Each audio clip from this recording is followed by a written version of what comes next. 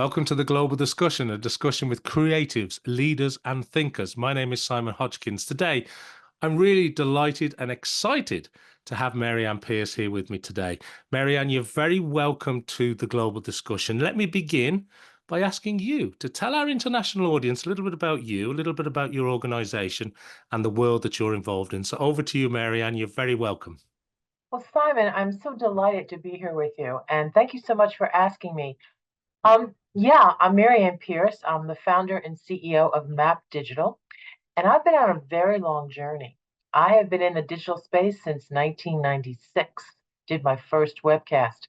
I feel like I fell into an Alice rabbit hole and never could get out. And how delighted was I to be at the right time, at the right place, to be asked to do something extraordinary like broadcast an event on the web, which was unheard of at that time. And since then, we've never stopped. My background is in corporate communications, direct marketing, and then I started as a filmmaker and ran a major theater company in New York and worked in the arts. So I have this background of arts and communications, and there's a deep geek inside of me. I should have gone to MIT. I really wish I had. I think filmmaking and software are very similar. They're time-based journeys, and then you do this and then that. So I was very lucky because the right place, the right time, and being a New Yorker, extremely persistent, that I started working with many of the financial services, the banks in New York City, because that's what runs. And they were the first ones to really go digital. And I've been very lucky to work with the major ones. I've been working with JP Morgan for 28 years or something like that, and some other ones also. And along the journey, a lot of changes happened in communications. So you don't start out as an entrepreneur as this is what I'm going to build. You're going to start out as like, this is the need that I see and I think I can do. And then you listen so carefully to your clients and you listen to see how success is measured by their sales, alleviation of pains, not necessarily always what your vision is, but always helping them get to business faster. That's our motto. So we had a very lucky accident that differentiated us from the rest of the events industry just in the financial service sector. The Securities Exchange Commission mandated fair disclosure in 2000. That meant every one of my investment banking conferences had to be webcast live. I went from what's a database to we are completely in the web and streaming and have to build a platform. And that happened in 2000. So we've had an unfair advantage in some ways because we've been in the cloud for so long and have been working with data and content optimization and organic media that I want to assure all your listeners the digital space is really fine. It's a great place to be. And I hope that you'll flip your paradigm thinking a little bit and realize there's exponential advantages to understanding that digital space. Well, thank you, Marianne. That gives us a great background. And interesting in the financial area as well, that mix of digital and financial and webcasting, sort of broadcasting over the internet and that becoming sort of mandated, from just the audio call only to now having to cast it out. And a lot of people, I'm sure, listening or watching have been involved in those as audience members or stakeholders. And it is incredible. And I know Map Digital, your organization, it's kind of billed as this global event management agency, if I can use that term. But it's not just about the people and the process. Tell me a little bit about MetaMeetings, the platform, how that all sort of fits together, because that I think is some of the secret sauce, isn't it? That is the secret sauce. As I said, and I've been quoted that I was the accidental entrepreneur. I mean, I have an arts background, and now I'm building a major platform that has 3 million lines of code, and it's almost I built my own like global village spaceship to go to McLuhan. So MetaMeetings organically grew from that moment of you always have a crisis, that moment of crisis going from we have to webcast 200 sessions in a month What you do is you get busy, you have to build a platform, and that was the genesis of MetaMeetings. And we just kept building. How can we integrate everything? So besides just collecting the presentations and all that speaker, all that workflow, like who gets the transcripts, who gets the permissions, pick bio, interactivity, just all content, serving up so much content that we're triggering data constantly to the actual streaming. Well, why stop there? I mean, we're actually producing the events. We're there. We're engineers. We're bringing the connectivity in. Back in the early days, that's what I really specialized in, is bringing in robust connectivity because I had to have something solid to base the MetaMeetings platform on since we were in the cloud. So then we went into registration and badging, and QR codes and then RFID to track people.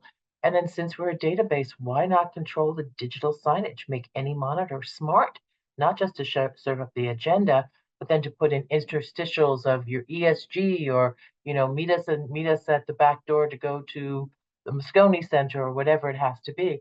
So we really basically created a system of meta meetings of running the entire show in one integrated platform. So, and then along the way, all of our stakeholders, meaning the attendees, are on it. Our clients, the salespeople, the analysts, the speakers. We do a very large event in San Francisco. It's the largest investment banking conference in the world. There's 630 sessions. We estimate there's about 5,000 people that work on the MetaMeetings platform to upload their pics and their bios and then to look at the data or to ask questions or to, that's just working. That's not the people who are actually the attendees. We can stream to about 100,000 people on that event. Could you imagine if we didn't have it, all those emails that we'd have to fend? So this platform thinking, getting into the clouds, it's not like I sat down in 2000 and said, I'm going to build a master of the universe platform. It was every step of the way. It's like, and then this can do this too. It's almost like an improv where you go, yes, and but, yes, and you just keep building, adding value, but also always checking in with our clients. We just don't talk to the event planners. We talk to sales. What do you need? How can you get information to your customer that will differentiate the experience from some other banks?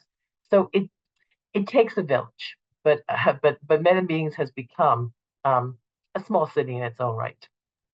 No, absolutely, and rightly so, because the term uh, proven springs to mind, the word proven, I should say, because it's a proven production process at this stage. Companies trust you because you don't just focus on one or two aspects. You're looking at the whole situation, the return on that. And that brings me nicely onto something that I'd love to talk to you about, which is content itself. Because obviously the event space and the, let's call it organic content, that live content, I know you think about that a little bit differently, and it's sort of like this untapped resource. Maybe you could talk a little bit about that if you don't mind, Marianne. I would love to, because this is coming back from my arts and my direct marketing, which I was a copywriter at Wonderman, which is part of Y&R, and we were trained very differently to think about content. You would build those 2-minute commercials. You'd have to pull a 30 and a 60-second and a radio 10.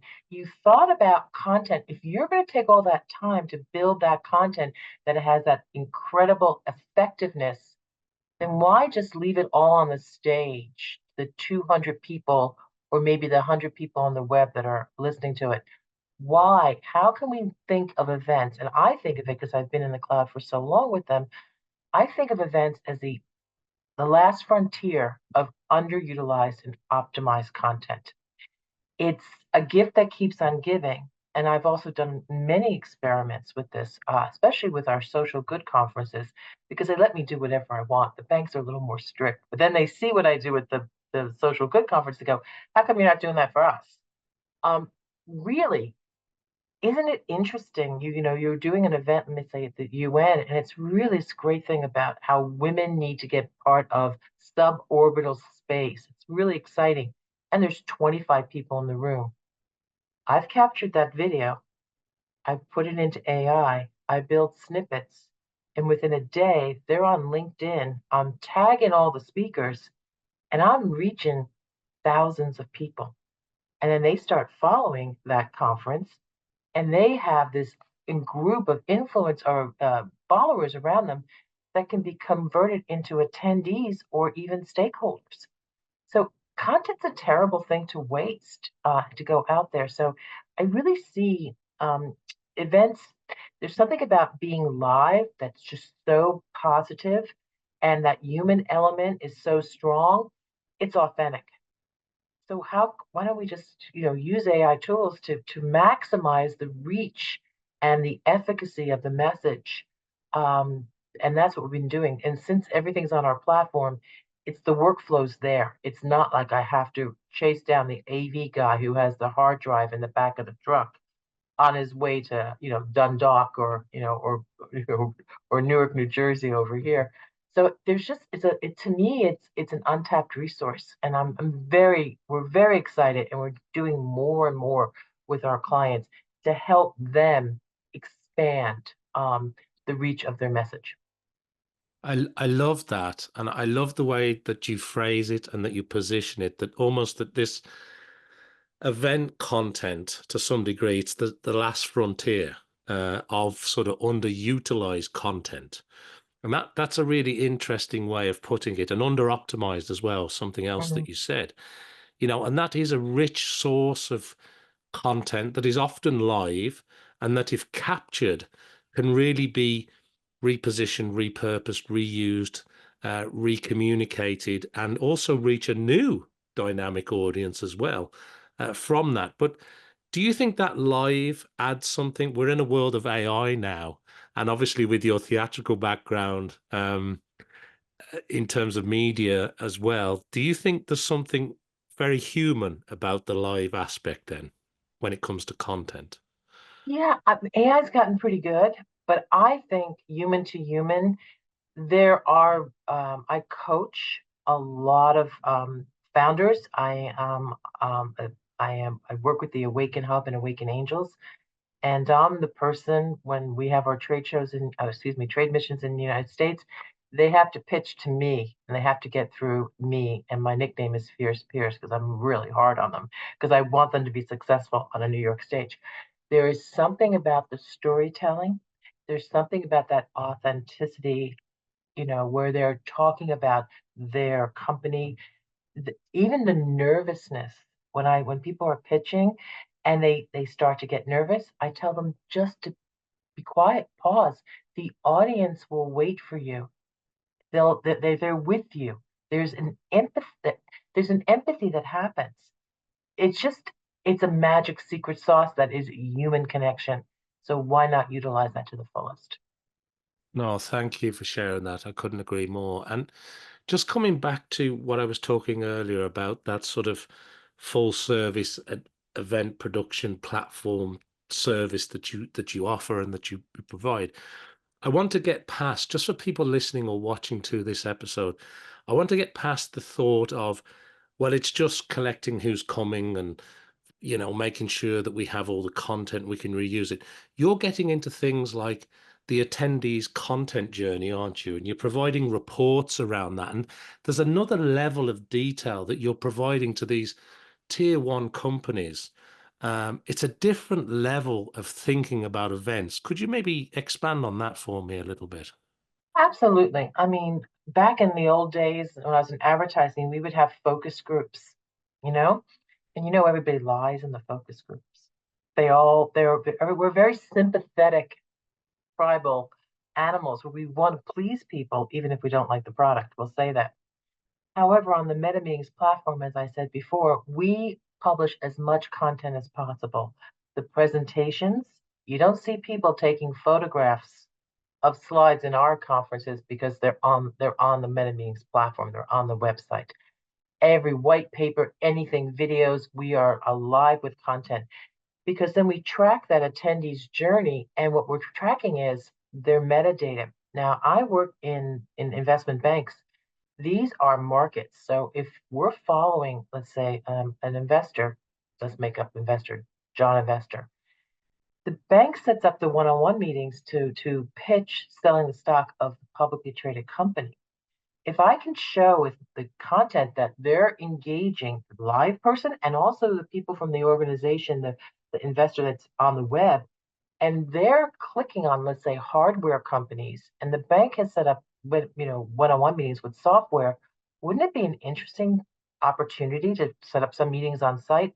It's intelligence. Your attendees behavior in content is another critical, and I say underutilized data point in which to help measure the effectiveness of the content, the event itself, to also repurpose that or give insights to sales.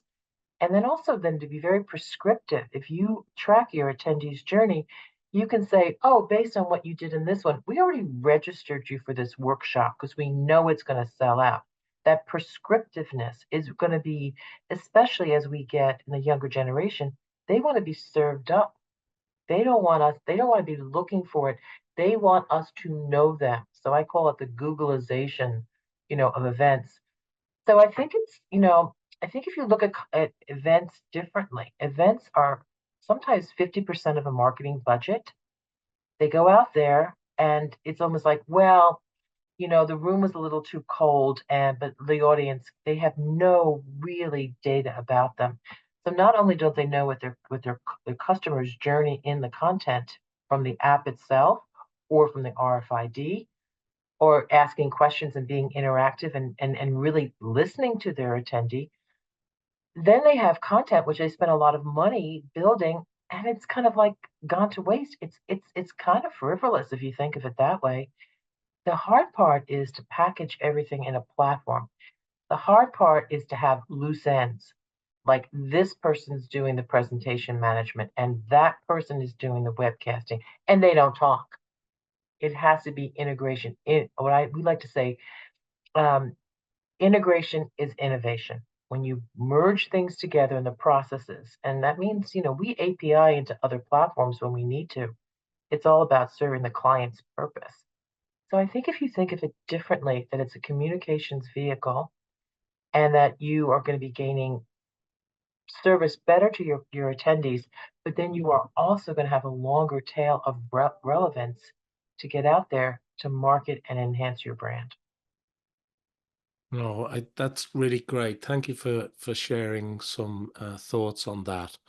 And it does make you stop and think about the not just the event production itself, because we've been talking a little bit about that, but the value add that you provide, not only to the attendees, which is really important. You're talking about that sort of proactiveness of saying, look, we think you'd be interested in this because you know the audience, you know the attendee journey, but also to the other stakeholders, not just the company, but say the sales team, for example, the people out there who are hoping to get something out of that event. And it brings me on to something which I'm not sure how much detail you can go into, but I know you're involved in one of the largest, this year, you're involved in one of the largest live healthcare investment banking conferences with a huge company, and there were 13 concurrent tracks. Just to give people a little bit of scale on this, over 700 speakers, um, and that's huge. So, does technology have to play a huge part in that from your side? Is there a lot of technology at play behind the scenes from your organization's perspective, Marianne? Yeah, MetaMeetings runs the entire show. I mean, Yeah. from the point, and then, we did that same conference virtual only. So that was very interesting, to do that with, getting the speakers into Zoom rooms and into those 13 concurrent tracks. It's all about process. It's all about for each stakeholder, you guide their journey. Once again, it's like filmmaking. And then you do this, and then you do that, and everything's on the platform. So the MetaMeetings platform is robust. It deals with everything, and we basically don't want to skip a clue, and we don't want to get a phone call saying, "Oh, you didn't send the transcript to Bristol Myers Squibb." That's already automated. When you're working, and we're a little different than a lot of other of our competitors in the event tech space. We are working in millisecond time-based business transactions with investment banks. So they are about servicing their customer, whether it's the investor or the publicly traded company, and they don't want any mistakes. And they want, because of compliance, obviously, with the federal government and all of those things, and it's all about a business transaction. So how we can mechanize it so that the platform does the heavy lifting, not people. That is the integration is innovation. And of course, it took years to develop. And we partnered with our clients and to make sure the flow was right for all of us. And we really appreciate the trust and the let's say the fortitude they've had with working with us. So yeah, process becomes product is what it comes. That's what we used to say in theater. Process is product. You have to like rehearse it, you have to do it, you have to perfect it, and all those good. Yeah. Yeah, I So love that's that. that's Love exactly what we that. do. Thank you. Just coming back to content, if I can, um, because you mentioned turning content into sort of video snippets or short form video content. And I know AI plays a part in your process there, but you're really looking at that from you're transforming those events, those conferences into almost these marketing engines, aren't you, for your clients? You're turning that into real, usable, tangible snippets, if I can use that word, of content that can help them reach new audiences, new communities. Is that something that they really value? Is that something that continues to grow in terms of this? We hear about it a lot, the short attention span of users. It's still in play, and I've been experimenting with it actively for the last 8 years, especially with my social good, working with, Global Summit of Women, and of course AwakenHub, which is an all Ireland community of female founders, and an angel syndicate, women funding women. And we chose, and of course, Ireland first, and we will be expanding that model, hopefully, to other countries. But it's really important to think of it this way: is that um, content's a terrible thing to waste. And there are many more people who would love to have attended that conference or that have that message than you can meet that in the actual physical event. And people share good news or snackable bites. And if you're working like I'm working also with Project Dandelion with Mrs. Mary Robinson, excuse me.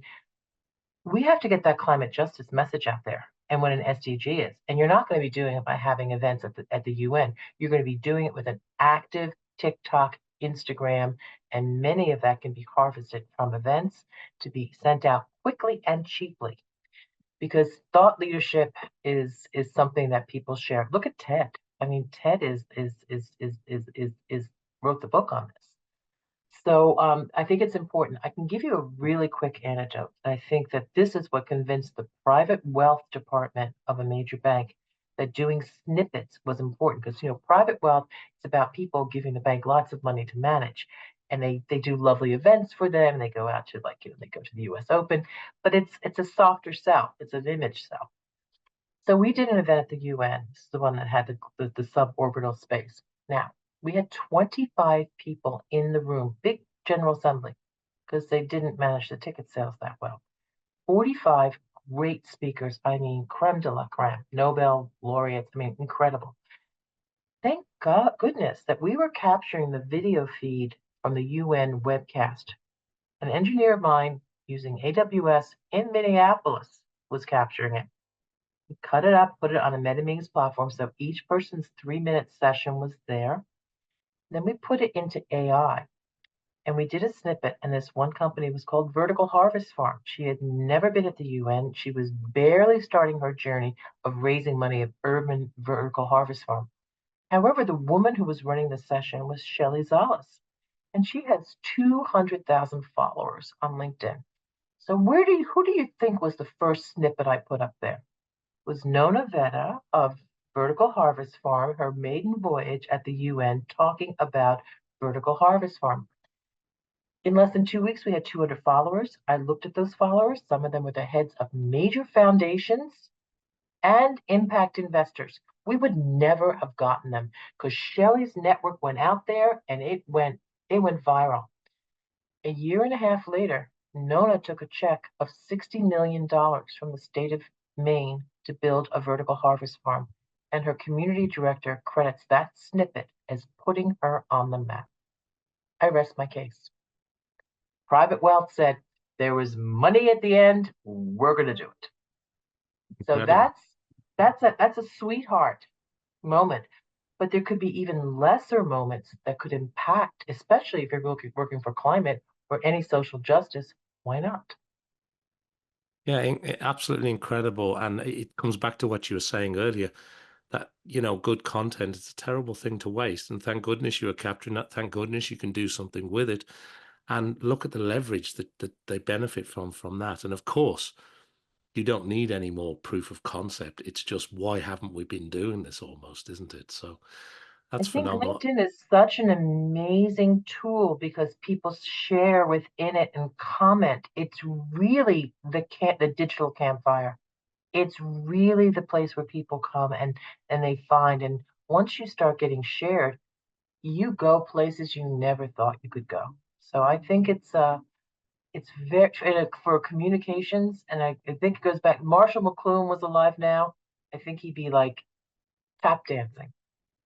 Yeah, great. Wonderful. It is really, really impressive. And it's sort of something people need to just take in for a moment, at the size and the scale that you can reach here. You mentioned just in passing a moment ago, Project Dandelion and Mary Robinson. And for people, again, watching or listening to this, Mary Robinson is the former president of Ireland, chair of the elders, and also the co-founder, I know, of Project Dandelion. I mean, that is a huge Human Rights undertaking. Commission too. Yes, yes. Yeah, yeah, Yeah. phenomenal.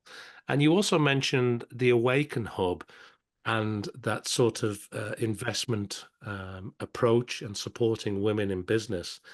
How did you get involved in that? Because, from an Irish perspective, it's well known, but from an international perspective, I know you've got plans to go further afield in that. And it's such an important social enterprise, I suppose, in terms of what it's trying to do, given the huge imbalance that we see there in the investment community. It's a really good question. Thank you so much for asking it. I'm an American. I'm now an Irish citizen because my grandparents left in the 20s. And I grew up being very Irish for an American, though I know you hate when we come over there and say that we're Irish to you. But my international travel increased, and I would make Dublin my base whenever I had to go to London or Paris or Madrid, because I have relatives there and very good friends. So I get over my jet lag. I have shoes there, Wellingtons in the country and all. Once you know, you know. Once you meet a few Irish people, you say, "Oh, I can help you." The next thing you know, you're like part of the family and you're working for them. Okay. So I became this sort of like American ambassador, or global ambassador. And the people that I met with, and this all started with some Irish associations. I was on the board of Digital Irish for 6 years, which provided the soft landing for companies coming over to the United States. And then I also used to go to Inspire Fest, which Ann O'D ran at the Silicon Republic. That was a glorious conference because people came from all over the world. Sitting in the speaker lounge, I met people like Mary McKenna, who is an incredible entrepreneur, has exited from an ed tech company. She was named Angel Investor of Europe and of the UK, and Claire McGee and Sinead Crowley, and then also excuse me, Denise McQuaid, we're all sitting around moaning because women are not getting funded and it's so hard for us. And we all looked at each other and said, well, girls, we got to do it for ourselves.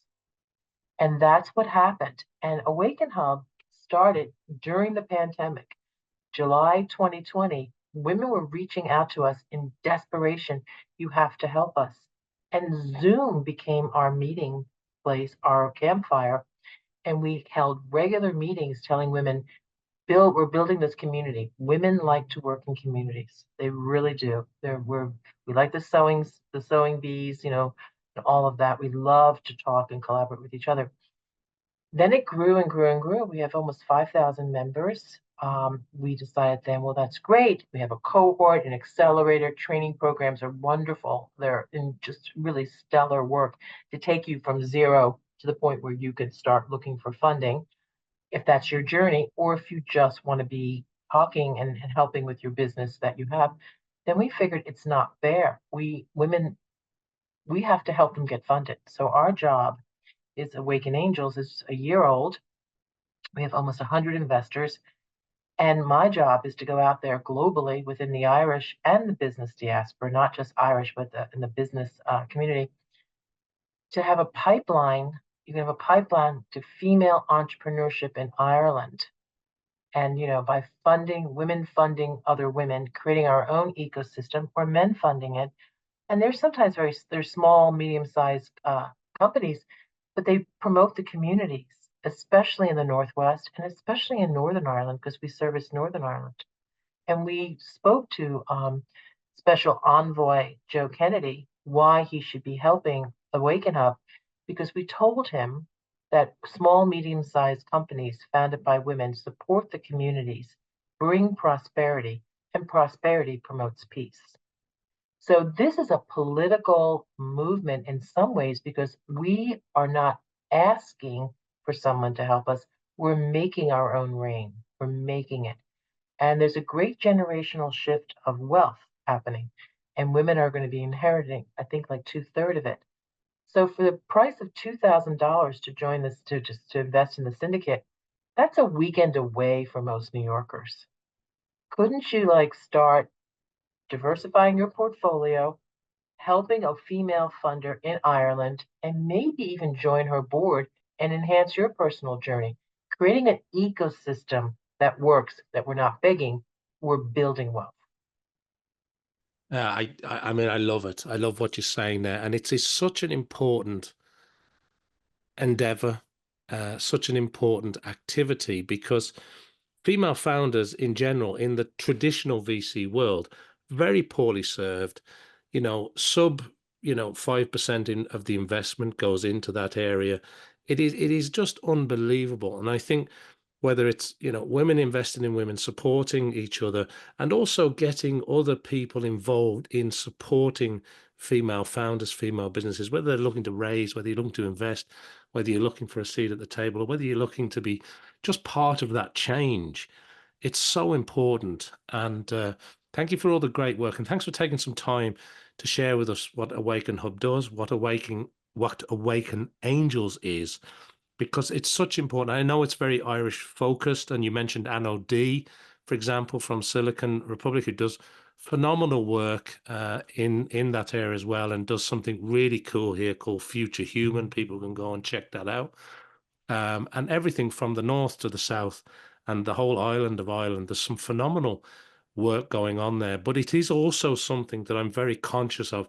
It's very repeatable. It's very scalable. It's got that international feel to it in terms of connecting, as you said, that diaspora around the world. And it's a wonderful thing to hear. So thank you for taking time to share that with me. You're welcome. It's process equals product. You see, if you have a female founder and she's on her own, she doesn't have the boy network.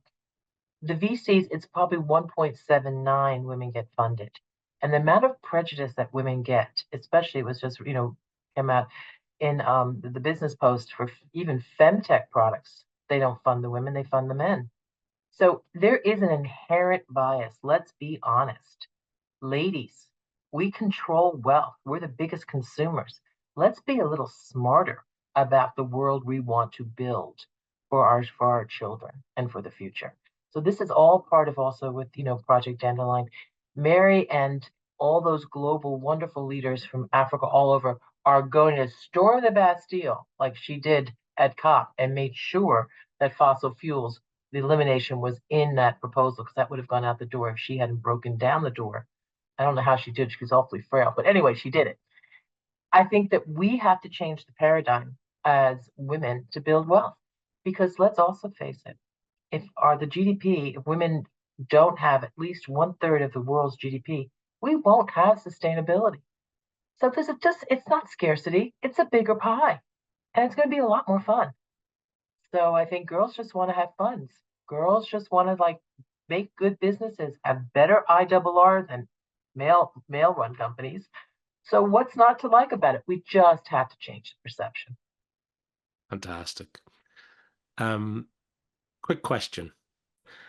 In terms of advice, you obviously share a lot of great advice with people. You're imparting some real knowledge and wisdom here today and helping us to explore some of these topics.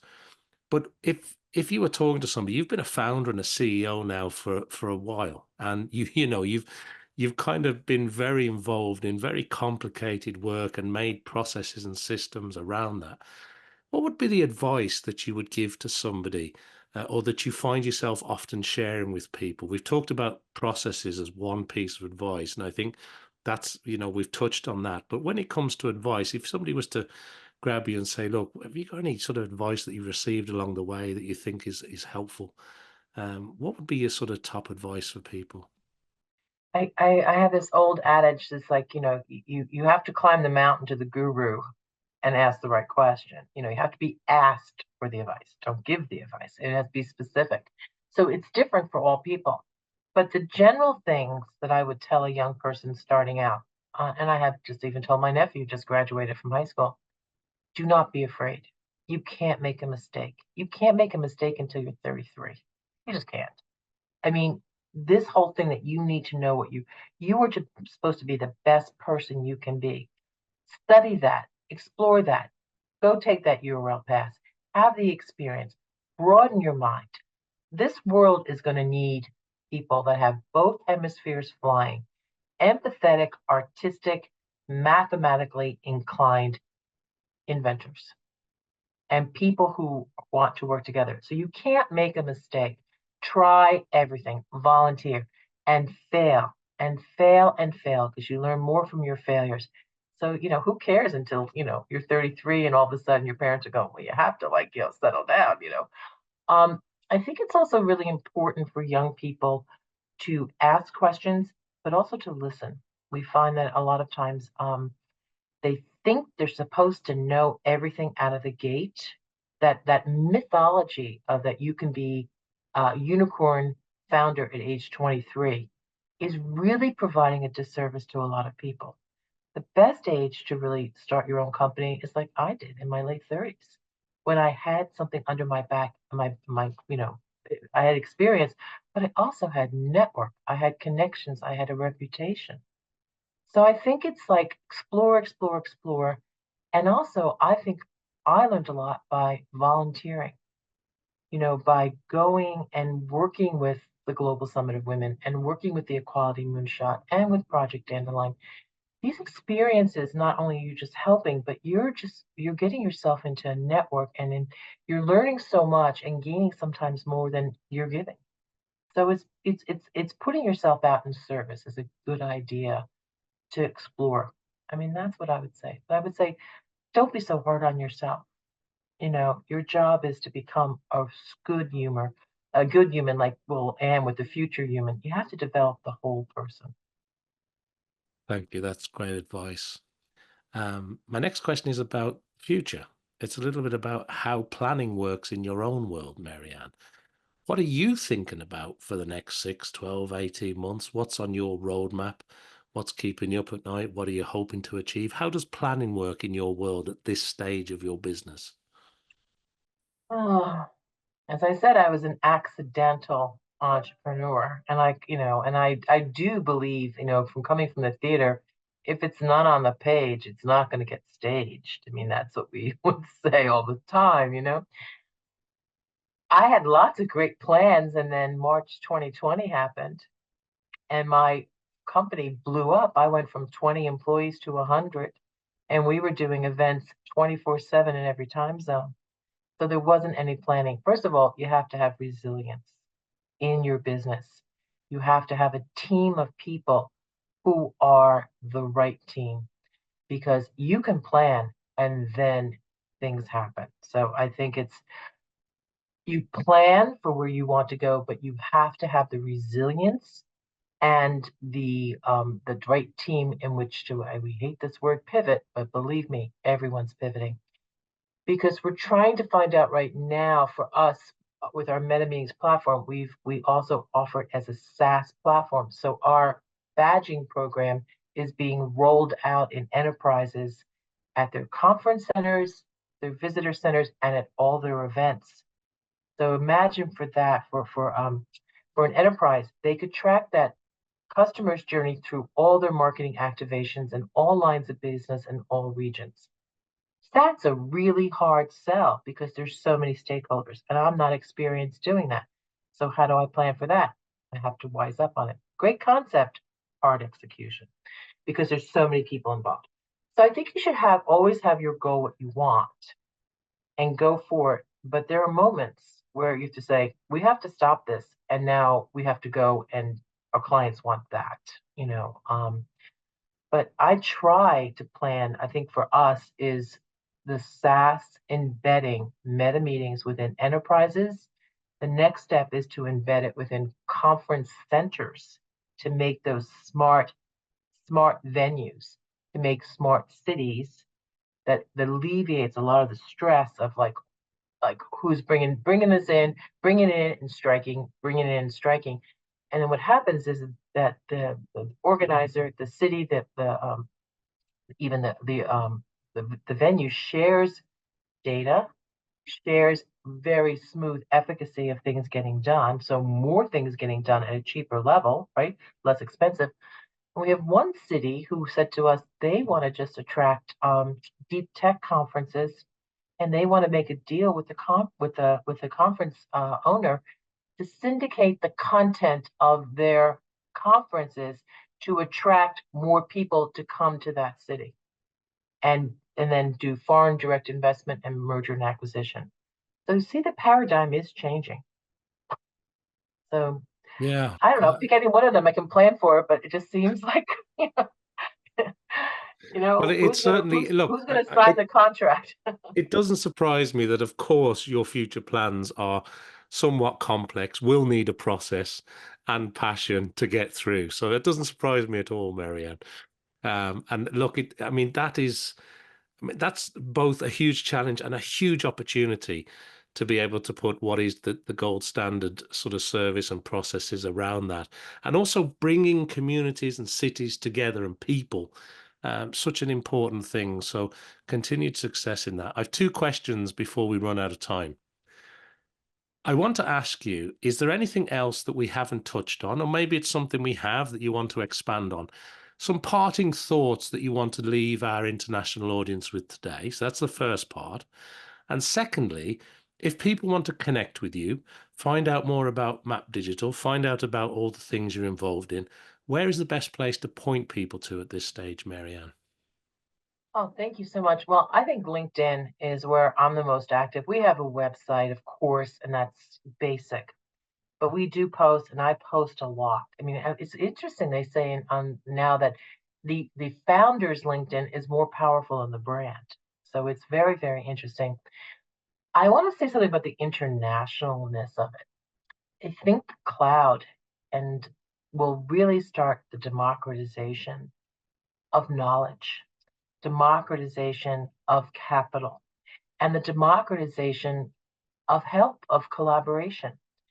And I'm just very privileged that in my work, I travel a lot. So we know, and I make an effort and have friendship with other angel syndicates that are fostering women entrepreneurs or climate entrepreneurs. And that interconnectivity of sharing, this funder will help fund that person in Italy. I know them. Let me make the phone call. That interconnectivity, that Zoom and all the digital process that have happened since the pandemic, especially, that our world is much closer and much quicker, and that we can communicate and be effective more easily. I think that's really exciting. And I think that's how change and progress is going to happen much faster. And also, it's just a lot of fun. It's really a lot of fun.